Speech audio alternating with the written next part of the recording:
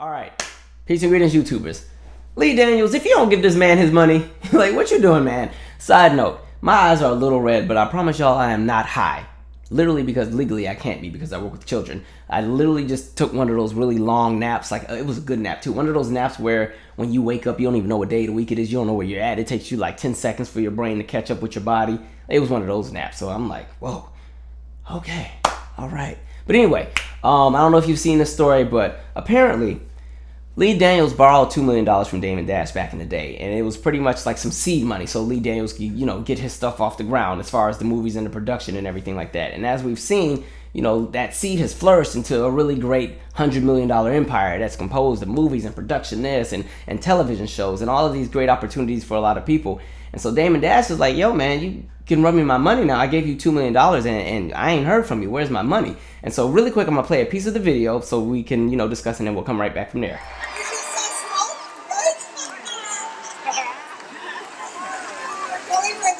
Stay on the stage. Okay, so I'm here. Can we turn the lights up a little bit out there, Jonathan? Any lights? That's it? I want to see it.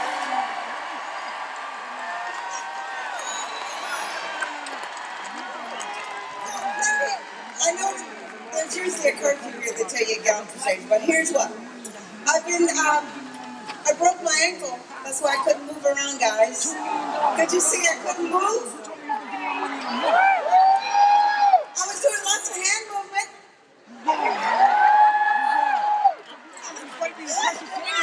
I did it again. I was playing with my grandkids and I broke my ankle. Okay.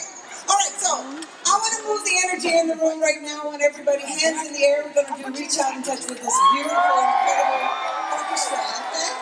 Reach out and touch, hands in the air, everybody. Move the energy. Move it around. Hey. And sing with me. We know the words. Come on. Reach out and touch somebody's hand and make this world a better place. If you can, reach out and touch somebody's hand. Can I hear the choir? If you can, come on out here. Come out here. On the street, All right, so as you can tell, Damon Dash is not playing about his money. And so this is how I know Damon Dash is not playing about his money. Damon Dash is at a Diana Ross concert. And I'm not trying to say too much, but Damon Dash doesn't seem like the kind of person who casually would go to a Diana Ross concert. It doesn't seem like he would be with his boys saying, yo, man, we about to go to the Diana Ross show. It's about to be lit. You know she's going to perform Mirror, Mirror. That's my favorite. Like, I don't really see that happening. But pretty much, in my opinion, I feel like somebody in that crowd tipped off Damon Dash and was like, hey, your boy Lee Daniels is at this Diana Ross concert in the third row. And Damon Dash got in that car and straight to that show, and it went down. And so it looks like, I don't know if you see the video, but it's a really interesting dynamic, because one thing is this: people don't play about their money. And $2 million is a lot of money. Like $2 million, people die over $2 million. People die over $20 in the street. So my question to Lee Daniels is, what makes you think you're exempt from repercussions of not paying somebody their $2 million? I'm not saying he's about to die or anything, but hell, when I watch Forensic Files, I've seen a whole bunch of episodes where the wife killed the husband for a $10,000 life insurance policy. $10,000. You're a husband of 20, 30, 40 years, and you killed him for $10,000. But to be honest, if you were with him for 20, 30, 40,000 years, and all he had left for you was $10,000 in life insurance, you should have shot him, to be honest. But, $10,000, that don't even pay for a good funeral. That, like, $10,000 is, if you want a nice oak casket, that's going to run you about 12 alone. But anyway, so it's funny. So can I put the video back up? So look at the video right here. And so as you can see, look at the body language. All right. And secondly, it looks like Lee Daniels is wearing the $2 million right there. Whatever that thing is he got on, that already looked real expensive, okay? Kind of like Baps when Niecy was like, I have no problem laying on this floor because I know it's poodle hair. Like that's what Lee Daniels is giving me right now. So I don't know what this is, but Lee Daniels is there. He has on the big regal, whatever that thing is, and he's standing with his arms, and hands together, and he's standing there at the Diana Ross concert because this is the event of the upper echelons of society and those in the community who have an appreciation for good music. Like that's the vibe Lee Daniels is giving me. And so you got Lee Daniels in his whole vibe. I'm trying to not be ignorant here. So look, he's doing his own little vibe thing as far as very regal, very regal. I was gonna say he was giving me Diane Carroll in Different World when he was Dwayne's mom, but that's rude, so I'm not gonna do that.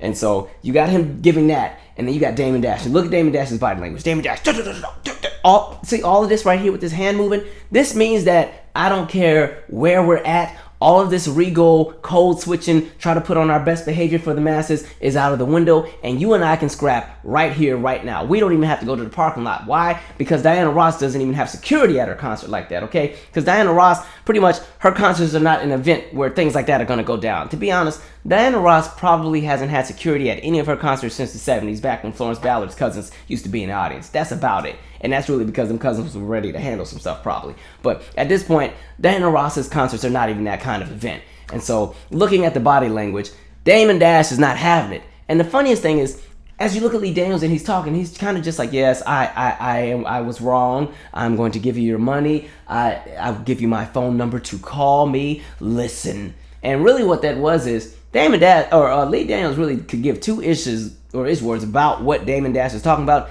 Lee Daniels is not trying to miss Diana Ross. That's what's going on. He was enjoying the show, okay? Diana Ross was just getting ready to do I Want Muscles, and Lee Daniels was ready.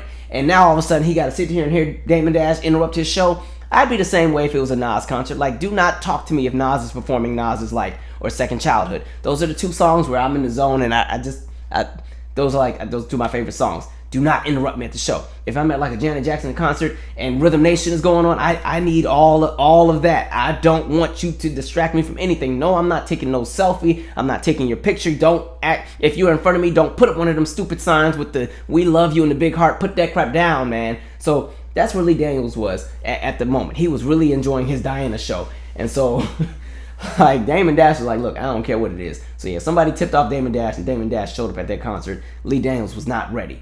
And that's it's just really funny. But you know, Lee Daniels, you're wrong, sir. You're wrong with that. And here's my thing. I don't know a whole lot about Lee Daniels, but I will say he's not really one of my favorite people, just based on some of the things that I've seen him say and do, specifically around the whole Monique situation. When I saw him go on that news show and they had asked him about, you know, what was going on with Monique and I guess the blacklisting, and his response was that Monique was, you know, she was showing her reverse racism because she didn't want to kiss the asses of the execs in the movie business. And somehow, like, the thing that it did with me was any black person who uses a phrase like reverse racism against another black person when expressing or trying to recall the story about a black person expressing some of the things that are unjustified that happened to them in the work industry or the movie industry or just in life in general, you are so far into a sunken place that I can't even help you. Like, you have sunk and landed. You're not even in the sunken place anymore. You are on the tarmac. That's what Lee Daniels is with me. He's just on the tarmac, and he just seems like somebody who will pretty much do any and everything to climb the ladder. You know what I mean? Like, there's some people who will break their neck to assimilate and make sure that they keep white people extremely comfortable in order to make it. And I'm like, see, people like that I just think are fickle because you have no integrity. You can be yourself and make it in this industry, in my opinion. Okay, look at Tiffany Haddish.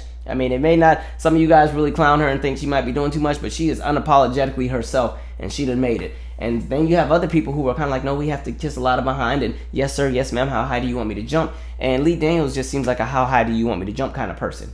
You know what I mean? And the thing is, if you really know what you're doing and you're all about your business, people will kiss your behind once you got your stuff together, okay? You know, like somebody like a Beyonce, she's kind of like, look, MTV, listen, I'm going to perform at your little VMAs, but I'm going to perform for like 20 minutes. And it's either 20 minutes or I'm not coming. Oh, okay. Yes, Miss Knowles, noted. Like, listen, once you get your stuff together, people start kissing your ass. But yeah, so Lee Daniels, I don't know what to do with that guy. But you need to give homeboy his money. $2 million is a lot of money. And then to think about it, you need to give him his $2 million and some interest, because you've grown that $2 million into something huge where you've created, you know, this top-rated television show and Oscar-nominated movies and all this great stuff. And the thing is, how you treat people on your way up is how they treat you on your way down. You know what I mean? You never know. I always tell people, like, everything we have could be gone tomorrow. You never know. So it's like, you always want to treat people well while you're here. You always want to treat people well in passing. Even if you're walking past that homeless person and you don't have $1 to give them, when they ask, just acknowledge that they exist and say, you know, I'm sorry, I don't have it, but good day, as opposed to acting like you don't even see them and looking straight past them after they were like, you know, excuse me, do you have $1? Just act like they're not even a human being, because you just never know what happens. I always say, like, what you put in the universe it comes back to you. Hell, that's why I'm kind of nervous for the United States, because we right now are one shit ass country, and I'm like, y'all better pray Yellowstone don't ever blow up and destroy half the country, because the rest of the world's gonna be like, good. Sorry, America, it is what it is. Like, nobody's gonna want to help us because we done burned bridges with any and everybody.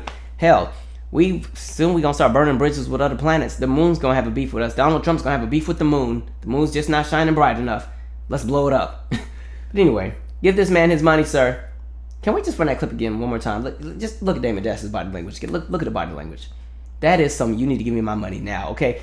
I used to be like that in middle school over like $1. Like if somebody had like 75 cents or something, like that 75 cents was my vending machine money, and I was gonna need that for after school. So if I gave you like $1 or some change, I'm gonna need my money after about 2 days. I wasn't gonna be doing no fighting or nothing because I was too scared to get suspended because I ain't want to have to deal with my parents. But listen, I was gonna chase you down about my money, either that or my CDs. If I let you borrow one of my CDs, you had 1 week to borrow it and then you had to give it back because I wanted to listen to it most likely. Man, remember one time I almost got in a fight over a Now 7 CD. Remember like the Now the Now CDs?